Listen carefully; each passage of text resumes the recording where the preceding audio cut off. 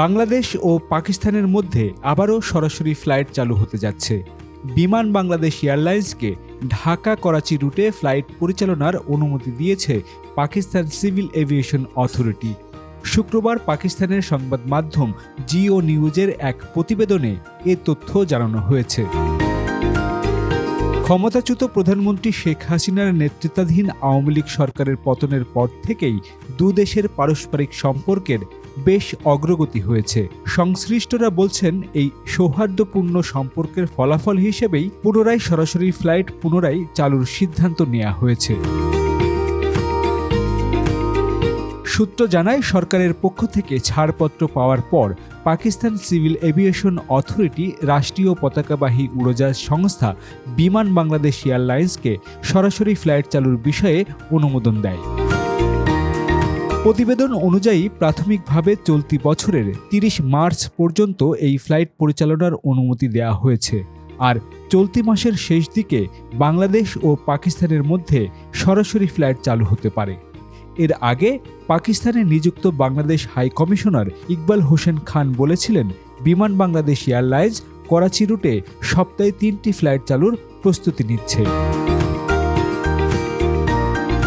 বিমান বাংলাদেশ এয়ারলাইন্সকে পাকিস্তান তার আকাশসীমার অনুমোদিত রুট ব্যবহারে অনুমতিও দেয়া হয়েছে। পাকিস্তানের সিভিল এভিয়েশন অথরিটির কর্মকর্তারা জানান, পাকিস্তানের আকাশসীমা ব্যবহারকালে বিমান বাংলাদেশকে নির্ধারিত পথ অনুসরণ করতে হবে। এছাড়া ঢাকা থেকে ফ্লাইট ছাড়ার আগে করাচি বিমানবন্দর কর্তৃপক্ষকে পূর্ণাঙ্গ ফ্লাইট বিবরণ সরবরাহ করার শর্তও দেয়া হয়েছে। পাকিস্তান সিভিল এভিয়েশন অথরিটির বরাতের খবরে বলা হয়, চলতি মাসের শেষের দিকেই পাকিস্তান ও বাংলাদেশের মধ্যে সরাসরি ফ্লাইট চালুর সম্ভাবনা রয়েছে। ঢাকা থেকে আকাশপথে করাচির দূরত্ব প্রায় ২,৩৩৭ কিলোমিটার। তবে সরাসরি ফ্লাইট না থাকায় এয়ারলাইন্সগুলোকে মধ্যপ্রাচ্যের দেশগুলোর ট্রানজিট নিয়ে যেতে হয় পাকিস্তানে। ট্রানজিট ফ্লাইটের কারণে বর্তমানে ভাড়া লাগে ১ লাখ টাকারও বেশি। ২০১৯ সালে যা ছিল ৫০ থেকে ৫৫ হাজার টাকার মধ্যে। এদিকে করাচি ফ্লাইট নিয়ে আজ বিমান বাংলাদেশ এয়ারলাইন্সে এক জরুরি বৈঠক হয়েছে। সেখানে বিমান ও পর্যটন উপদেষ্টার উপস্থিত থাকার কথা রয়েছে, যেখানে নির্ধারণ করা হবে ফ্লাইটের ডেট এবং টিকিটের মূল্য।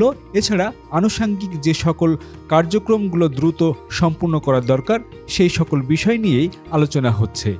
আশা করা যায় ঢাকা করাচি রুটের যে কোনো দিন ফ্লাইটের টিকিট ওপেন হতে পারে সাধারণ যাত্রীদের জন্য। From the runway to the skies, this is where our aviation story begins. Aircraft, airports, and thrilling journeys all in Bangla for the world.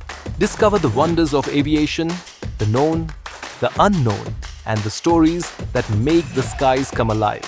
And salute to Bangladesh's remittance warriors, our heroes abroad, keeping the nation moving forward. I am Jolhas Kabir. Welcome to the skies and to the stories that truly matter.